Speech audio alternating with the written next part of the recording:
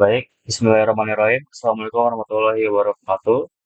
Kami dari kelompok 3 ingin mempresentasikan tugas akhir kami, tugas akhir manajemen proyek informasi yang berjudul Perancangan Sistem Pengelolaan Inventaris Barang Berbasis Web untuk UMKM. Boleh di next?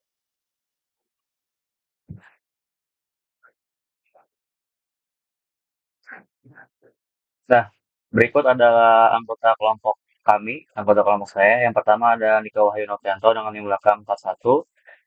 Ada Hagen Sawoto Fitra dengan NIM belakang 49. Ada saya sendiri, Dapedes Pratama dengan NIM belakang 51.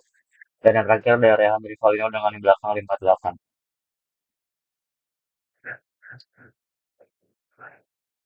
Untuk topik pembahasannya, di sini ada 6 poin. Yang pertama itu pendahuluan, yang kedua landasan teori, metode penelitian, hasil pembahasan, percepatan waktu, dan yang terakhir kesimpulan. Boleh di next?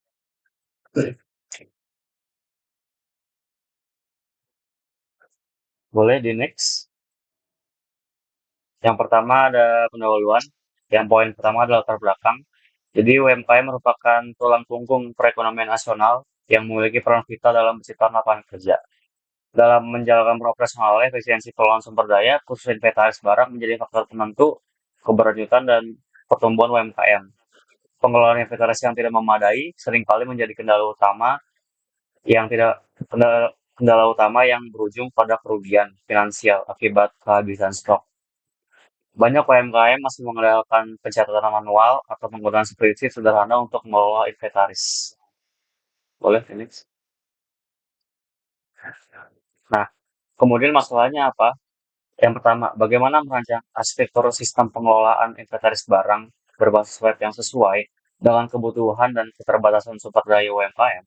Yang kedua, fitur-fitur fungsional apa saja yang harus tersedia dalam sistem untuk memastikan efektivitas pencatatan, pemantauan stok, dan pelaporan inventaris. Dan yang terakhir, bagaimana mengimplementasikan sistem pengelolaan inventaris berbasis web yang user-friendly dan dapat diakses dengan mudah oleh pelaku UMKM. Next. Nah, tujuan penelitian kami adalah yang pertama, mengembangkan dan mengimplementasikan fitur-fitur utama sistem, meliputi pencatatan barang masuk dan keluar, pemantauan level stok, dan pembuatan laporan inventaris secara otomatis. Dan yang kedua, menguji kelayakan dan fungsionalitas sistem yang dirancang dalam membantu UMKM meningkatkan efisiensi dan akurasi dalam pengelolaan inventaris barang mereka. Next. Baik, untuk bagian ini, landasan teori akan dijelaskan oleh rekan saya, Rehan Kalina. Silakan. Oke, baik. Jadi bagian selanjutnya adalah landasan teori. Yang pertama itu ada sistem informasi.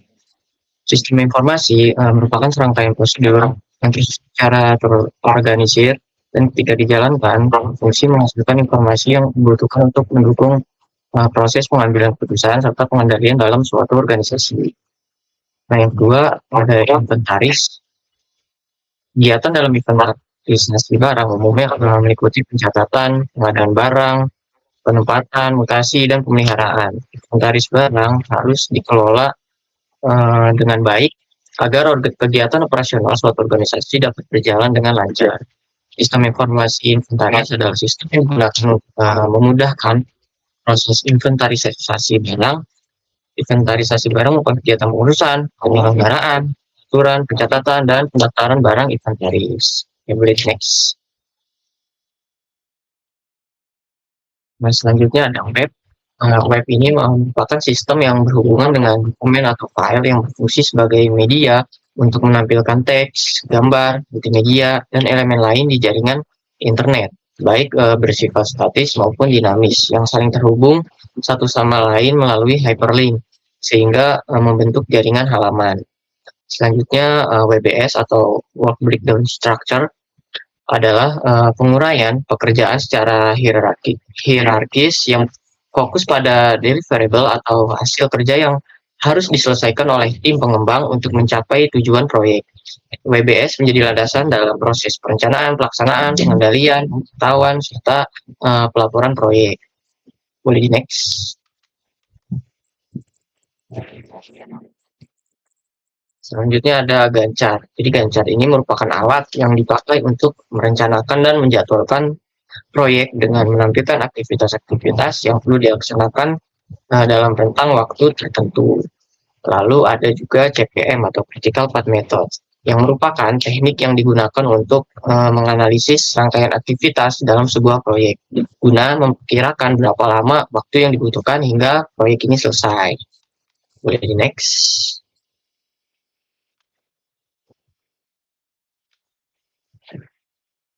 Nah, selanjutnya ada metode penelitian. Nah, metode penelitian yang kami gunakan dalam penelitian ini adalah metode Design Science Research atau DSR. Jadi atau penelitian ilmu desain. Science Research adalah sebuah paradigma atau pendekatan penelitian yang berfokus pada penciptaan desain dan evaluasi terhadap artefak inovatif yang dimaksudkan untuk memecahkan masalah praktis yang relevan dan penting dalam domain tertentu, terutama dalam bidang sistem informasi dan teknik informatika.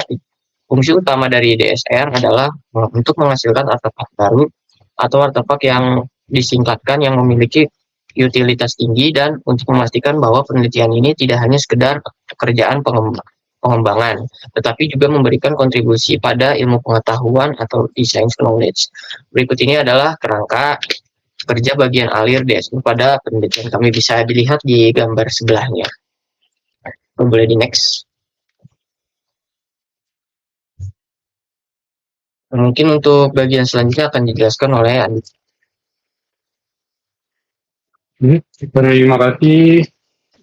Kemudian di sini terdapat WBS atau Work Background Structure. Mungkin bisa di zoom sedikit ke bagian WBS-nya.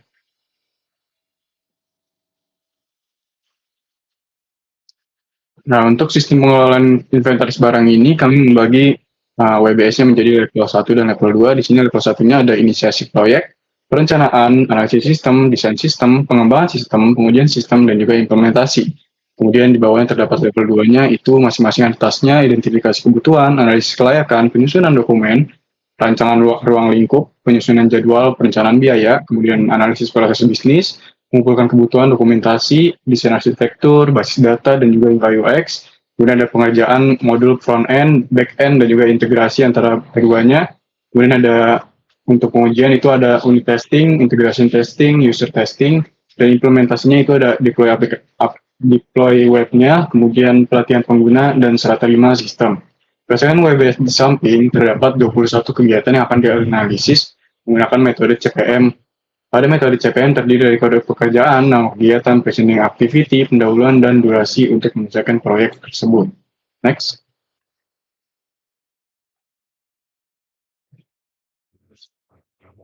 Bisa di next.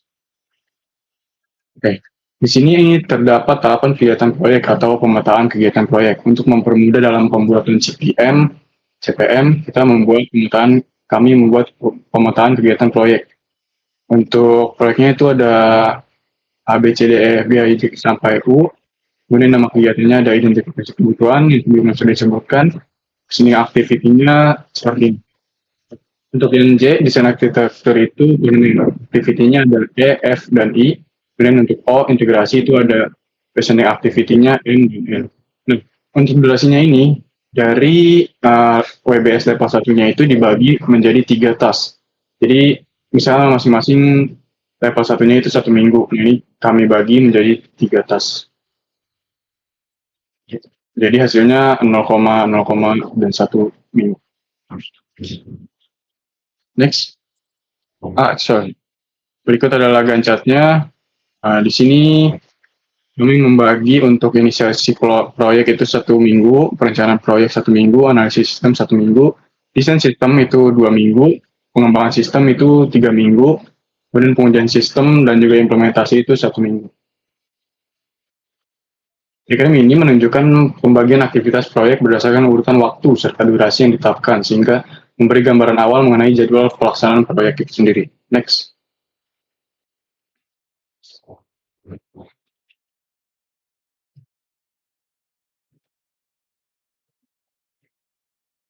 Di sini terdapat CPM-nya. Misalnya hasil perhitungan CPM diperoleh jalur krisis proyek, yaitu A, B, C, G, H, I, J, K, L, M, N, O, P, Q, R, S, T, U. Jadi, dengan durasi total proyek ini sebesar 6,89 minggu, yang sebelumnya adalah 9 minggu atau 48 hari. Hasil analisis CPM menunjukkan bahwa aktivitas dengan nilai stack 0 merupakan aktivitas krisis yang menentukan durasi penyelesaian proyek itu sendiri, sedangkan aktivitas non-krisis masih memiliki kelonggaran waktu tanpa mempengaruhi durasi total proyek. Nah, untuk CPM, untuk PERT-nya itu, karena PERT kurang lebih sama dengan CPM pada proyek kali ini, kita memutuskan untuk membuat CPM-nya saja. Dan untuk yang di sebelah kanan itu yang terlihat bertumpuk itu harusnya lurus ke samping, tapi karena untuk biar tidak terlalu besaran, jadi tidak kelihatan, kami menumpuknya ke bawah. Itu sebenarnya semuanya. Next.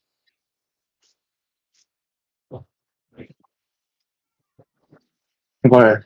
Di sini terdapat proyek yang akan dijelaskan oleh aku. Silakan. Baik,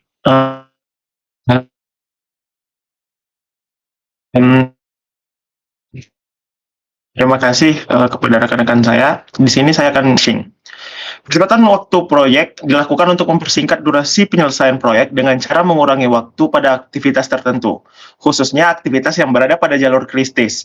Strategi ini bertujuan agar proyek dapat selesai lebih cepat tanpa mengurangi ruang lingkup utama, meskipun berimplikasi pada peningkatan biaya pada aktivitas yang dipercepat. Poin selanjutnya, identifikasi jalur kritis proyek. Berdasarkan analisis Critical Path Method atau CPM, jalur kritis pada proyek pengembangan sistem pengelolaan inventaris barang berbasis web untuk UMKM adalah A, B, C, G, H, I, J, K, L, M, O, P, Q, R, S, T, U. Seluruh aktivitas pada jalur ini memiliki kelonggaran waktu sebesar 0, sehingga keterlambatan pada salah satu aktivitas akan langsung mempengaruhi durasi total proyek. Oleh karena itu, percepatan difokuskan pada aktivitas jalur kritis yang memungkinkan untuk disingkat secara teknis.